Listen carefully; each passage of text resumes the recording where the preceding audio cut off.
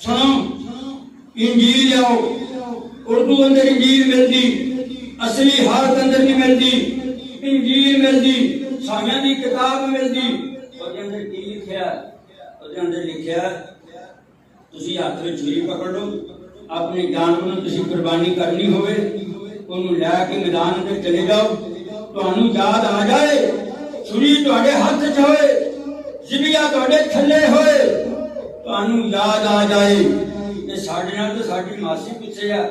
ਸਾਡਾ ਚਾਚਾ ਗੁੱਸੇ ਆ ਸਾਡਾ ਮਾਮਾ ਗੁੱਸੇ ਆ ਸਾਡਾ ਪੜੋਸੀ ਗੁੱਸੇ ਆ ਮਤ ਕੁਰਬਾਨੀ ਕਰੋ ईसाई कहते गैर मुस्लिम अपने नाराज भाई ताए चाचे मना के लियाओ उनकी देर का कुर्बानी साई भी कहते कबूल नहीं होनी साडे कह दवा ले इनके बगैर मेरी कुर्बानी नहीं होनी फिर कलमा कर तू पढ़िया फिर नबी पाक ने पीछे हाँ क्यों की आप सगन हजरत वदा के मौके ते आपने अपने खून माफ किए